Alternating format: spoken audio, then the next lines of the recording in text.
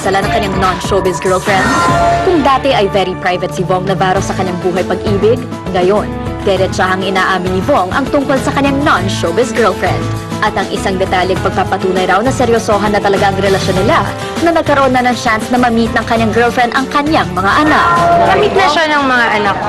Oo, nag-meet siya. Ngayong very happy si Vong sa kanyang relasyon, ang hinihintay ng lahat, nasa plano na ba niyang pakasalan ang kanyang girlfriend? Wala muna. Halos kalatapos na ng annulment ko eh. Gusto ko lang pahinga muna. May trauma. Hindi naman trauma. Kung sabi nga ng lawyer ko, kung magpapakasal ka, wag muna.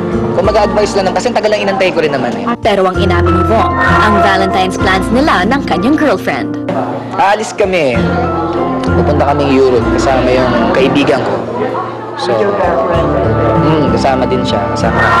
Sa usapin naman ng kanyang mga anak, si Vong, payag na bang pasukin nila ang showbiz? Yung anak ko kasi kay Bianca, minsan nag-ano siya, yung mga VTR para sa mga TVC, lumalabas sa mga play, kasi gusto ng bata. Ito yung 12, ito yung bunso ko. Pero yung panganay ko, nahihiyain eh. Yung panganay ko, 14 yun, nahihiyain siya. So, pero sa ngayon, hanggat maaari, iniiwasan ko talaga na wag kasi kinakausap ko rin si Bianca na wag muna kasi gusto ko muna makapagtapos ng pag-aaral yung mga bata bago pumasok sa... Kung gusto man nila, hindi ko siya ilaawatin eh. Suporta ko. Samantala, very excited naman ngayon si Vong sa upcoming Star Cinema movie nila ni Angelica Panganiban, Ang Bulong. Kung gusto niyo pong matakot at gusto niyo pong matawa, ito na po yung bulong. Ilahahin na po namin sa inyo. February 2 na po. Tinatanggap namin Vong, February 2, Bulong. Di ba? Alright. Mula sa malapit nang ipalabas sa Bulong, mga kaibigan, dito naman tayo sa kakapalabas pa lamang na seryeng Buhawi Jack. Naging tagumpay ang premiere ng Buhawi Jack last Saturday. At ang patuloy pang inaabangan dito, ang kanilang mga eksenang puno ng aksyon at drama. Yan ang masisilip natin ngayon as we visit the show on location. Nana! Hello, SNN. Nandito po kami ngayon sa taping ng Buhawi Jack on location. Dito po kami sa Pasig Ruins.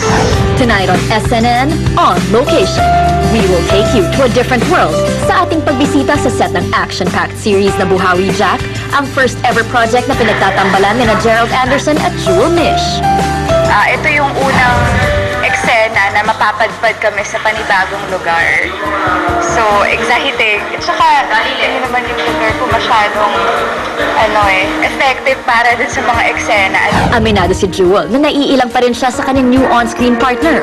Pero kapag sumalang na sa eksena, talaga namang todo bigay ang dalawa. Attention pa! Takot sa lugar, tinitingnan yung lugar. And 5, 4, 3, 2, action!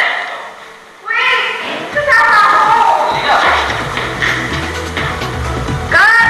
At si Gerald, buong-buong dedication sa paggawa ng action scenes to prove everyone that he definitely deserves his title bilang action drama prince.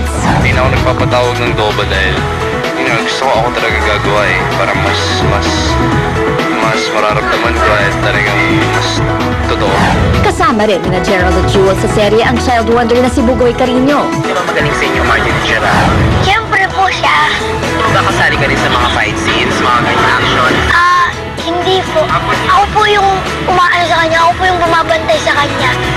Pero may special power ka ba dito? Wala po. Matalino lang po ako dito. Naging very successful ang premiere ng Buhawi Jack last Saturday, kaya naman mas lalo pang naging inspired ang mga bumubuo ng serye. Mga kapamilya, sana ho tuloy-tuloy po ang pag-support niyo dito sa amin sa Buhawi Jack. Ang pangako po namin sa inyong lahat ay talagang ibibigay namin ang best namin at lahat para po sa inyo. Sa SNN, maraming salamat sa pagbisita, sa pagdalo dito. Pero kailangan ako sa set, i-take na muna ako. Thank you. Maraming salamat din, Gerald. Nakakatawa na talagang namamayagpag yung career ni Gerald at ni Jewel. At not to mention si Bugoy. Imagine, may ganito siya tapos meron pa siyang SCQ. At kami parating tuwang-tuwa mga kaibigan bilang isang tagahanga pag nakakapanood po ako ng shooting. Ano yun yung, okay, lumugar kayo dyan, parang papasok kayo, 5, 4, 3, 2, 1, action! Tas cut. Di ba? Ang ganda? Okay. Susunod, a shoutout Teen Stars sabak na sa matitinding challenges sa pagle-level up ng kanilang programa. At Venus Rama, kaibigan, bias nga ba sa pag-judge sa Binibining Pilipinas screening?